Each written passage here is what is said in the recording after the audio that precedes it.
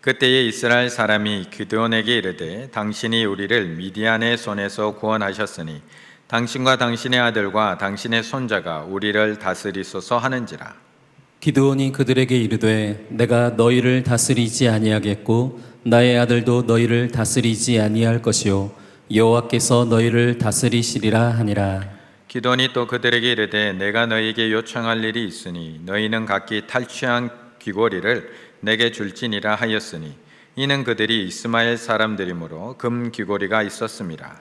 무리가 대답하되 우리가 즐거이 드리리이다 하고 겉옷을 펴고 각기 탈취한 귀고리를 그 가운데에 던지니 기드온이 요청한 금 귀고리의 무게가 금 1700세겔이요 그 외에 또 조승달 장식들과 폐물과 미디안 왕들이 입었던 자색 의복과 또 그 외에 그들이 낙타목에 둘렀던 사슬이 있었더라. 기드온이 그 금으로 에봇 하나를 만들어 자기의 성읍 오보라에 두었더니 온 이스라엘이 그것을 음란하게 위함으로 그것이 기드온과 그의 집의 올무가 되니라. 미디안이 이스라엘 자손 앞에 복종하여 다시는 그 머리를 들지 못하였으므로 기드온이 사는 40년 동안 그 땅에 평온하였더라. 요아스의 아들 여룹바알이 돌아가서 자기 집에 거주하였는데 기드온이 아내가 많으므로 그의 몸에서 낳은 아들이 70명이었고 세겜에 있는 그의 첩도 아들을 낳았으므로 그 이름을 아비멜렉이라 하였더라. 요아스의 아들 기드온이 나이가 많아 죽음에 아비에셀 사람의 오브라에 있는 그의 아버지 요아스의 묘실에 장사되었더라. 기드온이 이미 죽음에 이스라엘 자손이 돌아서서 바알들을 따라가 음행하였으며 또 바알 브릿을 자기들의 신으로 삼고 이스라엘 자손이 주의 모든 원수들의 손에서 자기들을 건져내신 여호와 자기들의 하나님을 기억하지 아니하며 또 여룹바알이라 하는 기드온이 이스라엘에 베푼 모든 은혜를 따라 그의 집을 후대하지도 아니하였더라. 아멘. 오늘은 위임식과 또 음태 감사 예배가 이 자리에 있습니다. 오후 4시 이 자리에서 또 은혜로운 예식과 감사 예배를 하나님 앞에 올려드릴 예정입니다. 코로나로 인해서 우리 모든 성도님들 한 자리에 모여서 함께 기쁨 나누고 축하하고 축복하고 그랬으면 좋았을 텐데 죄송하지만 또한 많이 아쉽지만 또 방역 단계 또 준수로 인해서 그렇게 하지 못하는 그런 상황이 되었습니다. 하지만 지금까지 우리 충일교회를 인도해 오신 하나님, 또 앞으로도 동일하게 인도해 가실 하나님께서 또 오후에 있을 또 귀한 예식 가운데 이 자리에 충만히 임재하실 줄로 믿습니다. 각 가정에서 온라인으로 그 은혜의 예식에 함께 기도하면서 동참해 주신다면 안전하면서도 또 하나님께 영광되고 모든 사람들에게도 기쁨이 되는 귀한 예식이 될 줄로 믿습니다. 함께 기도하시면서 꼭 동참해 주시면 감사하겠습니다.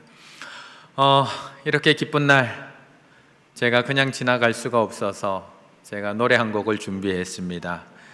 우리 성도님들 예전에 드라마 주제곡으로 많이 들었을 그런 노래일 텐데요. 제가 한 소절 짧게 불러드릴 텐데 어떤 드라마였는지, 어떤 드라마 주제곡이었는지 한번 기억해 보셨으면 좋겠습니다. 오 나라 주오나 가다라 주가나 나나니 다려도 못 노나니 아니리 노네. 무슨 드라마였죠?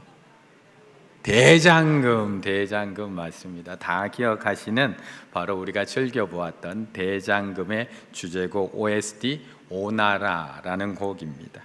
절대 미각을 가진 한 아이가 있었습니다. 절대 미각을 가진 한 아이. 그 아이가 수락관에 궁녀로 들어가서 중종의 주치의인 어이녀가 되기까지의 과정을 그린 드라마였습니다.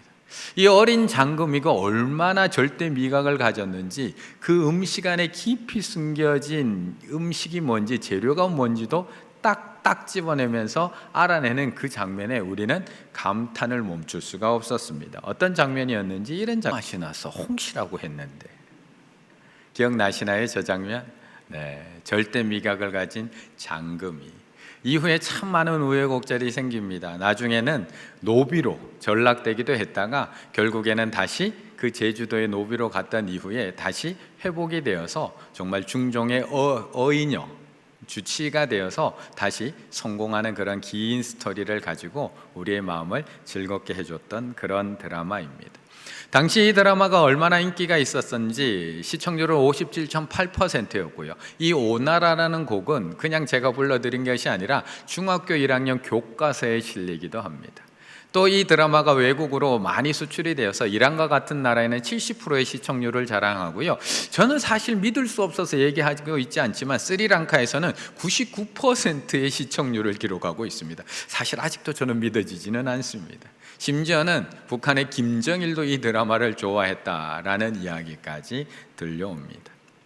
그런데 이제 대장금이 이제 18년 정도 이렇게 세월이 지나면서 제가 이렇게 다시 보면서 생각되는 게 하나가 있는데 그게 뭐냐면 이런 장금이의 절대 미각, 이런 장금이의 절대 미각이 장금이가 계속 살아 있었다면 지금까지 변함이 없었을까? 바뀐 장맛의 원인까지도 찾아냈던 그런 절대 미각을 가진 장금이의 입맛이 나이가 점점 들어갔어도 과연 그 입맛은 절대 미각을 유지할 수 있었을까? 라는 생각을 해보게 됩니다.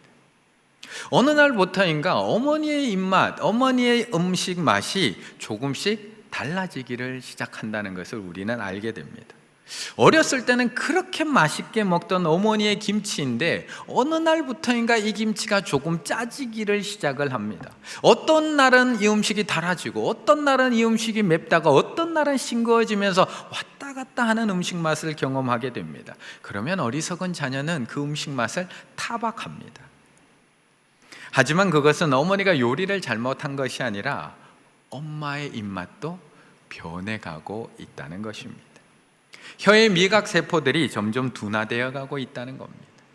이처럼 영원할 것 같은 엄마의 미각도 조금씩 달라지고 변화되어 갑니다. 그런데 엄마의 입맛만 변할까요? 오랜만에 어머니가 혼자 계시는 집에 가보면 그렇게 깔끔 떨던 엄마가 그 엄마의 방 구석구석에 먼지가 쌓여 있는 것을 보게 됩니다. 엄마가 청소를 안 해서일까요? 아니요. 시각이 점점 변화되고 있습니다. 그렇게 리모컨에 드라마 소리 크게 해놓으면 들어오셔서 아빠가 야, 김 먹었냐? 소리 좀 줄여라 라고 하시던 아버지가 어느 날부턴가 자꾸 볼륨을 올리십니다. 그러면 자식 입장에서 소리 좀 줄이세요 아빠, 소리 좀 줄이세요 아버지 답답해하지만 그것은 우리의 부모님들이 아무 말도 없이 조용히 변해가고 있기 때문에 그렇습니다. 그렇다면 나는 변하지 않을까요? 그렇다면 우리는 변하지 않을까요? 그렇다면 저는 변하지 않을까요? 27절의 말씀 함께 읽어보겠습니다. 27절입니다. 기드온이 그 금으로 에봇 하나를 만들어 자기의 성읍 오브라에 두었더니 온 이스라엘이 그것을 음란하게 위함으로 그것이 기드온과 그의 집에 올무가 되니라. 아멘. 지금 기드온도 참 많이 변했습니다. 너무 소심해서 포도주 틀 안에 들어가서야 밀타작을 하던 그런 소심했던 겁 많았던 기드온입니다. 그런데 지금 참 많이 변했습니다. 하나님께서 뭐 하나 하라고 명령만 하면 하나님 표징 보여주세요. 하나님 징표 보여주세요. 전 겁 많아서 못 가요. 하나님 확실하게 확인시켜 주세요. 묻고 또 물었던 기드온인데, 확인하고 또 확인했던 기드온인데 이제는 묻지를 않습니다. 여호와의 사자가 찾아와서는 이스라엘을 너의 손으로 구원하라고 할 때 하나님 앞에 표징 보여주세요, 징표 보여주세요 했던 것이 기드온입니다. 하나님께서 보여주시면 그대로 달려나가면 되는데 또 하나님 앞에 또 표징 보여주세요. 하나님 양털만 적게 하고 땅은 마르게 해서 표징 보여주세요. 그날 밤에 하나님께서 표징 보여주니까 또 하나님 한 번만 더 보여주세요. 이번에는 양털 마르고 이제 마른 땅만 적게 해주세요. 그날 밤에 하나님이 또 보여주십니다. 그렇게 묻고 또 묻던 사람이 기드온, 그렇게 두려움 많고 겁먹던 사람이 기드온. 그런데 이제는 얼마나 대담해졌는지 묻지도 않습니다. 이제는 두려움도 없습니다. 도망가는 미디안 군대를 계속 쫓아갑니다. 하나님께서 가라고 할 때는 하나님 저 표징 보여주기까지는 못 가요 하던 기드온인데 이제는 묻지도 않고 경계선을 넘어 계속 미디안 군대를 쫓아갑니다. 계속 추격합니다. 결국 그 미디안 왕들 중에 2명을 사로잡습니다. 세바와 살문나를 사로잡습니다. 그런데 거기서도 또 묻지 않습니다. 그리고 개인적인 복수심으로 그 2명의 왕을 죽여버립니다. 처음에는 자기 아들을 시킵니다. 자기 맏아들을 시키는데, 여대를 시키는데 그 아들도 아빠를 꼭 빼다 닮아서 겁이 많은 겁니다. 그래서 칼도 못 빼고 죽이지를 못합니다. 그러면 내 모습을 봐야 되는데 자기가 직접 그 둘을 죽여버립니다. 이후로도 계속해서 기드온은 하나님 앞에 묻지 않습니다. 적의 왕을 죽일 때도 묻지 않고요, 이스라엘 백성들에게 탈취한 귀거디를 달라고 요청할 때도 묻지 않고요, 금 에봇을 만들 때도 묻지 않고요, 그 금 에봇을 자기의 집에다가 가져다 놓을 때도 하나님께 단 한마디도 이후로는 묻지 않습니다. 나중에 도리어 백성들로 하여금 자신에게 묻도록 만들어 놓고 있습니다. 자기가 하나님 앞에 이제 묻는 게 아니라 백성들로 하여금 자기에게 찾아와 묻게 만들어 놓고 있습니다. 그도 그럴 만한 것이 기드온은 불과 300명을 데리고 나가서 미디안 군대 13만 5천 명을 무찌른 사람입니다. 그것도 무기를, 최신 무기를 들고 나갔냐? 아니요. 한 손에는 횃불, 한 손에는 항아리가 든 횃불, 한 손에는 나팔, 이 2개 들고 나가서 그 13만 5천 명을 무찌른 장군입니다. 물론 우리들은 잘 알고 있습니다. 우리들은 왜 하나님께서 300명만 남겨놓으시고 우리는 잘 알고 있습니다. 3만 2천 명 중에 다 돌려보내고 불과 300명을 남겨놓은 이유, 그 이유가 뭐냐면 네가 싸움 잘해서, 너희들이 전쟁 잘해서 이긴 줄 착각할까 봐 이건 하나님께서 이기게 해주신 거야. 이건 하나님께서 싸우신 거고 하나님께서 너희를 구원해 주신 거야. 이거 알려주려고 다 돌려보내고 300명만 딱 남겨놓았습니다. 그런데 대승을 거두고 나니까 백성들이 기드온에게 뭐라고 얘기하느냐, 이렇게 얘기합니다. 22절, 그때에 이스라엘 사람들이 기드온에게 이르되 당신이 우리를 미디안의 손에서 구원하셨으니, 당신이 우리를 미디안의 손에서 구원하셨으니 당신과 당신의 아들과 당신의 손자가 우리를 다스리소서 하는지라. 분명히 하나님께서 300명을 남겨놓으신 이유는 저 소리 하지 말라고 남겨놓은 건데 끝나고 나니까 싹 잊어버리고 당신의 손으로 우리를 구원해 줬다고 이야기하고 있는 겁니다. 백성들의 칭찬입니다. 백성들의 칭송입니다. 우리가 사실 칭찬이 좋다는 건 너무나 잘 알고 있습니다. 칭찬은 사람을 변화시킬 수 있다는 것도 잘 알고 있습니다. 그래서 우리는 이 책 제목 다 기억하잖아요. 칭찬은 고래도 뭐하게 한다? 안 읽어도 그 제목은 다 알고 있거든요. 칭찬은 고래도 춤추게 한다. 사람은 지적과 비난으로 변화되는 것이 아니라 칭찬으로 변화될 수 있다는 것을 우리에게 가르쳐주는 책입니다. 어쩌면 우리들처럼 칭찬에 인색한 사람들은 한 번쯤 읽어보고 칭찬을 연습할 필요도 있는 책입니다. 그런데 고래도 춤추게 하는 칭찬이 무조건 좋기만 한 걸까? 좋기만 한 걸까? 칭찬은 고래도 춤추게 한다지만 잘못된 칭찬은 고래를 병들게 한다. 결과로 칭찬하면 칭찬 중독에 빠진다. 중독되면 칭찬 욕심에 어려운 것은 피하고 쉬운 것만, 칭찬받을 만한 것만 선택하게 된다. 그러다가 결과가 나쁘면 반칙하거나 조작하기까지 한다. 결국 변명하는 아이, 거짓말하는 아이로 자라게 만드는 것이 잘못된 칭찬. 기드온에게는 칭찬이 득이었을까요? 독이었을까요? 기드온에게는 이 칭찬이 독이 됩니다. 분명히 하나님께서 받으셔야 될 영광인데 이스라엘 백성들은 기드온을 칭송하고 있습니다. 결국 그런 칭송 속에서 기드온은 조금씩 변해져 가고 있습니다. 절대 변할 것 같지 않은 사사 기드온도 그렇게 변해가고 있습니다. 절대 변할 것 같지 않은 다윗도 그 평안한 궁중 속에서, 신하들 속에서 다윗도 변해갑니다. 그렇게 광야에서 오랜 기간 훈련받고 동굴에서 황무지에서 그렇게 오랜 기간 하나님 앞에 훈련받았음에도 불구하고 왕궁에 오래 머물다 보니 주변에 칭찬하는 신하들로 가득하다 보니 다윗도 변해갑니다. 하나님 앞에 일천번제를 드려서 하나님 앞에 듣는 마음, 분별하는 지혜, 세상 최고의 지혜를 받은 솔로몬 안 변했나요? 그도 세월이 지나가며 서서히 변해갑니다. 7살의 왕위에 올라서 하나님 앞에 성전 개혁을 하고 성전 보수를 하고 하나님 앞에 이보다 더 정직한 왕이 없다라고 칭찬들었던 요아스는 변해가지 않았나요? 그도 나이가 들어가면서 서서히 변해가 버렸던 겁니다. 그렇다면 저는 변할까요? 안 변할까요? 저는 안 변할까요? 이제 오늘 오후에 제가 위임식을 가지게 됩니다. 이제 위임 목사 됩니다. 그렇다면 저는 안 변할까요? 매일매일 우리 성도님들께서 아이고 우리 목사님 좋아요, 우리 목사님 너무 좋아요, 우리 목사님 너무너무 좋아요, 우리 목사님 너무너무너무 좋아요, 아멘 나올 때까지 오늘은 할 거예요, 우리 목사님 좋아요. 이렇게 매일매일 칭찬 들으면 저는 변할까요? 변하지 않을까요? 저도 변합니다. 저는 분명히 변합니다. 저는 분명히 변합니다. 그렇다면 여기서 하나 더 생각해 봐야 될 것, 저만 변할까요? 저만 변할까요? 기드온이 변했던 것처럼, 다윗이 변한 것처럼, 솔로몬이 변한 것처럼 시간이 지날수록 저만 변해가게 될까요? 33절의 말씀 함께 읽겠습니다. 33절입니다. 기드온이 이미 죽음에 이스라엘 자손이 돌아서서 바알들을 따라가 음행하였으며 또 바알브릿을 자기들의 신으로 삼고. 아멘.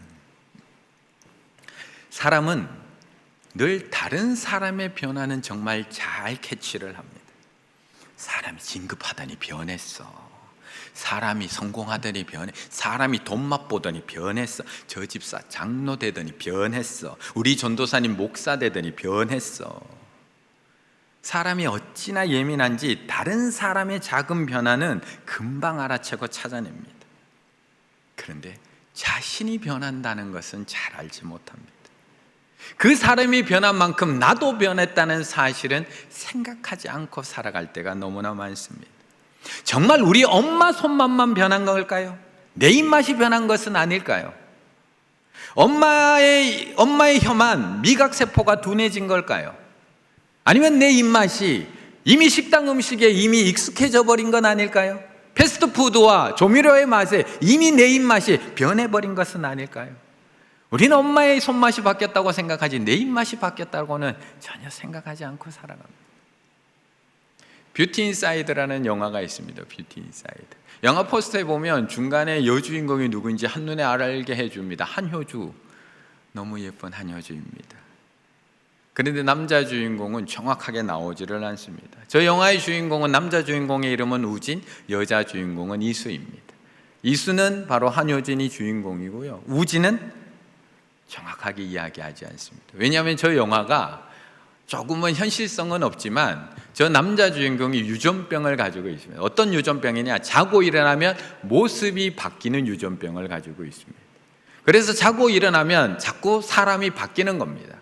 오늘은 박상현이었다가 내일은 조성환이었다가 모레는 정지원이었다가 자고 일어나면 모습이 자꾸 바뀌는 겁니다. 그런데 그 둘이 사랑에 빠지게 됩니다. 그러다 보니까 이 여자 입장에서는 처음에는 그것들이 이해가 되고 호기심도 생기고 처음에는 호감이 있어서 사귀기 시작했는데 사귀는 기간이 길어지면서 이 여자가 너무 힘들어지는 겁니다. 왜요? 매일매일 사람이 바뀌니까, 매일매일 겉모습이 바뀌니까 이 여자는 너무 힘들어집니다. 그래서 결국 이 이수라는 여자 주인공이 정신 상담까지 받게 됩니다. 나중에는 심한 스트레스로 결국 쓰러지게 되고 입원하게 됩니다. 결국 그 모습을 옆에서 지켜보던 우진은 그 여자를 사랑하는 마음으로 결국 이별을 통보하고 외국 체코로 떠나가게 됩니다. 하지만 떠나보내고 난 이후에 이 여자 주인공은 계속 생각을 해보니 자기가 이 남자를 정말 사랑했다는 것을 깨닫고 그 남자를 몇 개월 만에 찾아갑니다. 그리고 찾아간 그 남자에게 이렇게 이야기를 합니다. 내가 아픈 것보다 너가 없는 게 더 힘들더라. 내가 아픈 것보다 당신이 내 옆에 없는 게 더 힘들더라. 그래서 찾아왔답니다. 어제의 나는 과연 오늘과 같을까? 변한 건 그가 아니라 내가 아닐까? 그 사람은 외모만 자꾸 바뀌었는데 마음이 변한 거, 계속 마음이 변한 건 내가 아닐까? 어제의 나는 과연 오늘과 같을까? 변한 건 그가 아니라 내가 아닐까?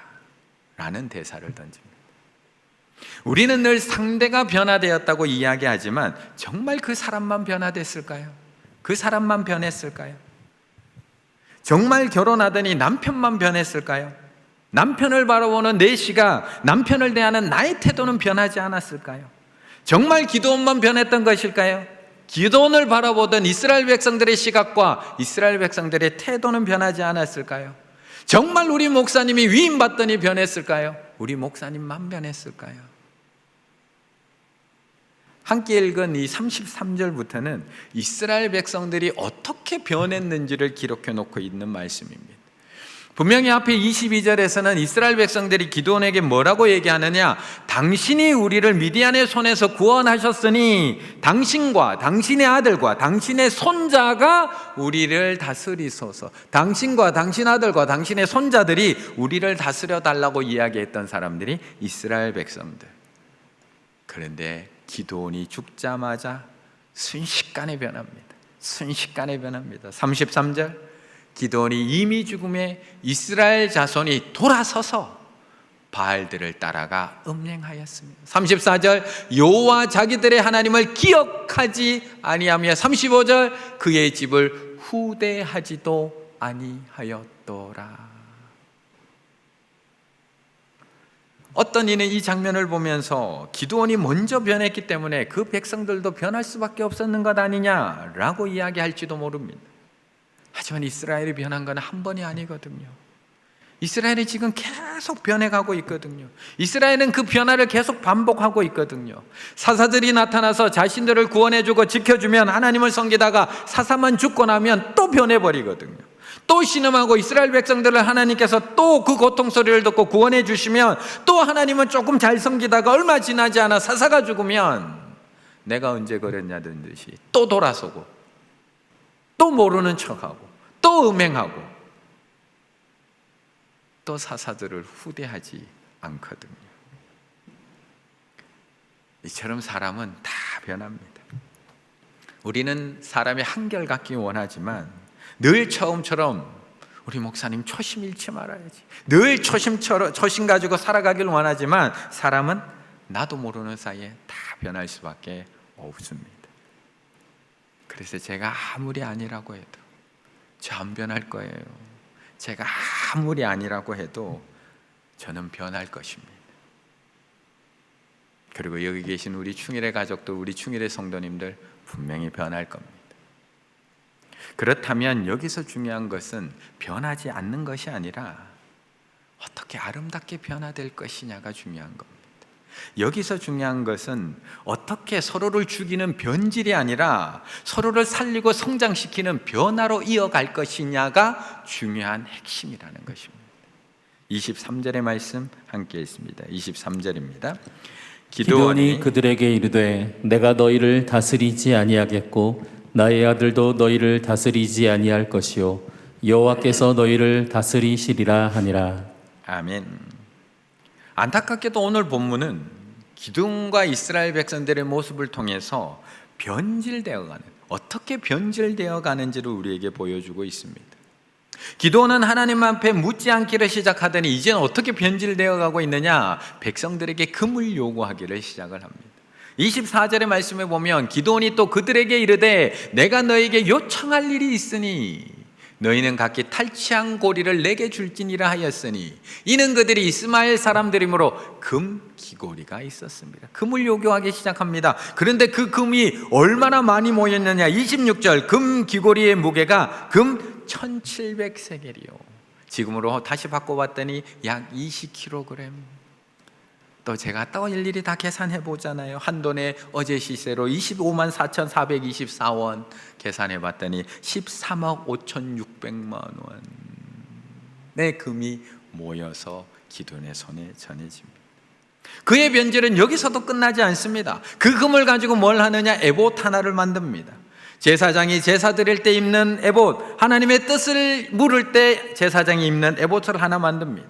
그리고 그 에봇을 성막이 있는 실로에다 갖다 놓고 하나님 앞에 드리는 것이 아니라 자신의 집 오브라에다가 그 에봇을 가져다 놓습니다. 그러니 사람들이 이제 어디를 찾아갈까요? 성막이 있는 실로를 찾아갈까요? 이 금 에봇과 기드온이 있는 오브라를 찾아갈까요? 사람들은 기드온을 찾아오기 시작합니다. 기드온에게 고개를 숙이기 시작하고, 기드온에게 뜻을 묻기 시작하고, 기드온은 하나님의 뜻을, 마치 자신의 뜻을 하나님의 뜻인 것처럼 그들에게 이야기하며 그들을 복종시키고 있는 겁니다.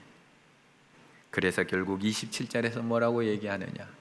기드온이 그 금으로 에봇을 하나 만들어 자기의 성읍 오브라에 두었더니 온 이스라엘이 그것을 어떻게 했다고요? 음란하게 위함으로. 그것이 기드온과 그의 집에 뭐가 되었다고요? 올무가 되니라. 그런데 우리는 분명하게 기억하고 있습니다. 분명 기드온은 자신이 너희를 다스리지 않겠다, 나는 너희를 다스리지 않겠고 나의 아들도 너희를 다스리지 않겠다, 오직 하나님만이 너희를 다스릴 것이라고 23절에서 분명히 대답했거든요. 우리는 그거 기억하고 있습니다. 그런데 그의 삶은 그렇지 못합니다. 그의 행동은 그의 말과 너무나 다른 것을 우리에게 보여줍니다. 그렇다면 우리는 기드온의 말을 믿어야 할까요? 기드온의 행동을 믿어야 할까요? 그의 말로 그를 판단해야 될 거예요? 그의 행동으로 그를 판단해야 될 거예요? 하나님은 우리의 말로 우리를 판단하실까요? 우리의 행함으로 우리를 판단하실까요? 열매로 그 나무를 아시는 하나님께서 무엇으로 우리를 판단하실까요? 기드온의 말은 단 한마디도 틀리지 않습니다. 23절, 기드온이 그들에게 이르되 내가 너희를 다스리지 아니하겠고 나의 아들도 너희를 다스리지 아니할 것이요 여호와께서 너희를 다스리리라. 분명하고 정확합니다. 그런데 그는 계속해서 이스라엘 백성들을 다스리고 있습니다. 하나님을 왕으로 모시고 하나님의 말씀대로 순종하며 살아갈 수 있도록 인도해 주어야 될 기드온인데 말은 아니라고 하면서 그의 행동은 자신이 왕이 되어서 이스라엘 백성들로 하여금 자신의 집을 찾아오게 하고 자신에게 묻도록 만들고 자신에게 고개 숙이게 만들어서 자신에게 복종하며 살아가게 만들어 놓았다는 겁니다. 그래서 그는 자신의 아들 70명 이어서 세겜에 있는 첩에게 이름을 지어줍니다. 뭐라고 이름을 지어주냐? 세겜에 있는 그의 첩도 아들을 낳았으므로 그 이름을 아비멜렉이라 하였더라. 아비멜렉, 나의 아버지는 왕이다, 나의 아버지는 왕이다 라고 이름을 지어줍니다. 제가 이 강단에 서서 잘못된 것을 이야기할까요? 제가 이 자리에 서서 제가 왕입니다, 저를 섬기십시오 라고 이야기할까요? 절대 그렇게 저는 이야기하지 않습니다. 물론 가끔 그렇게 뻔뻔하게 이야기하는 교주들도 요즘 많이 나오고 있지만 저는 그 정도의 뻔뻔함은 없습니다. 저는 분명 이 자리에 서서 하나님이 왕이시라고 저는 선포할 겁니다. 하나님만을 섬기시라고 저는 정답을 이야기할 겁니다. 하지만 그 말로 저를 확인하실 수 있을까요? 제가 이야기하는 그 말로 저를 정확하게 판단하실 수 있을까요? 제가 변화되고 있는지 변질되고 있는지 제 말로 저를 확인하실 수 있을까요? 저를 확인하실 수 있는 방법은 오직 하나밖에 없습니다. 말이 아닌 삶을 점검해 보셔야 돼요. 삶을 점검해 보셔야 돼요. 그런데 그거는 저뿐만 아니라 변할 수밖에 없는 우리 성도님들도 마찬가지입니다. 마찬가지. 강단에서 선포되는 말씀 믿습니다. 매주 선포되는 하나님의 말씀을 저는 하나님의 말씀이라고 순전히 아멘, 아멘으로 저는 받습니다 라고 이야기하지만 그 말씀을 통해 내가 변화되고 있는지 변질되고 있는지 무엇으로 점검해 볼 수 있을까요? 무엇으로 점검해 볼 수 있을까요? 성령의 열매는 철저히 성령님을 의지할 때 맺을 수 있다. 동시에 끊임없이 순종의 결단으로 주의 말씀을 삶 속에서 믿음으로 행할 때 맺을 수 있는 덕목이기도 하다. 삶으로 드러나는 열매가 세상을 향한 그리스도인의 영향력이 된다. 삶으로 증명되는 것이 진짜이다. 내 입으로 말하는 것이 진짜가 아니라 저의 삶으로 증명되는 것만 진짜입니다. 그래서 우리는 끊임없이 점검해 보아야 됩니다. 나의 말이 아닌 나의 삶을 점검해 보셔야 됩니다. 목사인 제가 지금 말씀을 잘 전하고 있는가? 이번 주도 정말 온 힘을 다해서 말씀을 준비하고 최선을 다해서 내가 설교했는가? 점검해야 됩니다. 저는 위임받고 나서도 끊임없이 말씀에 대해서는 점검하며 설교를 준비할 겁니다. 하지만 제가 앞으로 더 중요하게 점검해야 될 부분이 있다면, 내가 전한 말씀대로 내가 살아가기 위해서 몸부림치고 있는가? 내가 말씀을 전한 대로 내가 살아내기 위해서, 오늘도 그 말씀에 순종하기 위해서 오늘도 내가 노력하고 있는가? 과연 내가 전한 말씀과 내가 살아가는 삶이 점점 가까워지고 있는가? 저는 이것을 점검해 보아야 됩니다. 우리 성도님들도 마찬가지입니다. 우리 성도님들도 매일매일 점검해 보셔야 됩니다. 내가 이번 주에 예배를 드렸는가? 내가 이번 주에 설교를 들었는가? 내가 오늘 큐티를 했는가도 점검해 봐야 되지만, 그거보다 우리가 한 걸음 더 나아가 점검해 봐야 될 것은, 내가 그 들은 말씀을 가지고 이번 한 주 살아가기 위해서 얼마나 노력하며 살아갔는가? 내가 오늘 아침에 나에게 주신 그 큐티할 말씀, 그 한 말씀을 살아내기 위해서 오늘도 나를 십자가에 못 박으며 나를 죽이기 위해서 어떻게 노력하며 살아갔는가?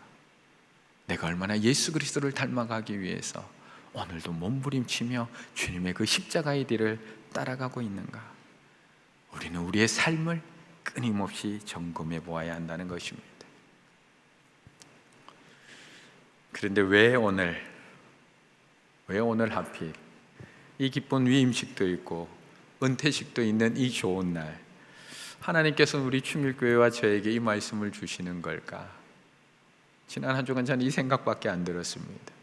이렇게 기쁘고 좋은 날, 기왕 주실 거면 코로나 단계도 좀 낮게 해주시는 선물도 하나 주시고, 선선한 바람 부는 선물도 좀 하나 주시고, 맑은 하나, 비도 안 오고 맑은 하늘도 선물로 하나 좀 주시고, 버스 수십 대 몰려오고 사람들 수백 명 몰려와서 꽉 차는 그런 선물 하나 주시면 참 좋을 텐데, 왜 하필 이 무거운 말씀을 저에게 선물로 주시고 우리 충일교회에게 선물로 주시는 걸까요? 기왕 말씀을 주실 거면 8장 말고 차라리 7장을 주셨으면, 기드온이 300용사하고 함께 나아가서 미디안 군대 13만 5천 명을 물리쳤던 그 말씀이라도 선물로 주셨으면, 우리 성도님들과 함께 우리 이렇게 일어나서 달려나가야 됩니다라고 선포하고 뛰어나가기라도 하면 참 좋을 텐데, 왜 오늘 하필 시작은 화려했지만 끝은 너무나도 초라하게 끝나버리는 이 기드온의 말년을 저에게 주셔서 이 말씀을 전하게 하시는 걸까요? 저는 한 주간 이 말씀을 씻고 또 씹으며 하나님 앞에 묵상해 볼 때, 하나님이 나보다 나를 더 잘 알고 계시는구나. 하나님이 우리보다 우리를 더 잘 알고 계시는구나. 나는 절대 변하지 않습니다. 하나님, 저는 변하지 않을 거예요. 우리는 변하지 않을 거예요. 우리가 절대 그렇지 않다는 것을, 우리보다 우리를 하나님께서 훨씬 더 잘 알고 계시는구나. 너 변할 거야. 너희들 변할 거야. 그냥 가만히 있으면 자칫 변질되어 갈 거야. 그래서 저에게 이 말씀을 주시더라고요. 그래서 우리에게 이 말씀을 주시더라고요. 말과 삶이 달라서 시작만 화려하고 마무리는 너무나 초라해져 가는 기도원과 같은 목사가 아니라, 하나님은 나의 왕이십니다. 하나님은 우리의 왕이십니다. 제가 우리 교회를 다스리는 것이 아니라 하나님께서 우리를 다스릴 것이고, 하나님께서 우리 충일교회를 인도해 가실 것입니다. 이 말과 저의 삶이 온전히 하나 될 때에만 저와 우리 충일교회가 성령의 열매를 맺고 생명의 열매를 맺고 인격의 열매를 맺는 아름다운 교회가 될 수 있기 때문에, 오늘 이 말씀을 우리에게 선물로 주시는 줄로 믿습니다. 오늘 위임식 이후에 저 변할 겁니다. 저 변했다고 뭐라고 하지 마세요. 우리 성도님들 변할 겁니다. 분명히 변할 겁니다. 하지만 그 변화가 입만 살아있고 삶을 죽어 있는 그런 변질의 변화가 아니라 내가 하나님 앞에 고백하는 하나님은 왕이십니다라는 신앙의 고백과 내 삶이 하나가 되어서 정말 우리의 삶 속에 하나님만으로 감사하고 하나님만으로 만족하고 하나님 앞에 모든 영광을 돌리며 나아갈 때 정말 우리 충일교회 가운데는 더 많은 생명의 열매, 더 많은 성령의 열매로 충만하게 맺어갈 수 있는 우리 충일의 모든 가족들 다 되시기를 간절히 바라겠습니다.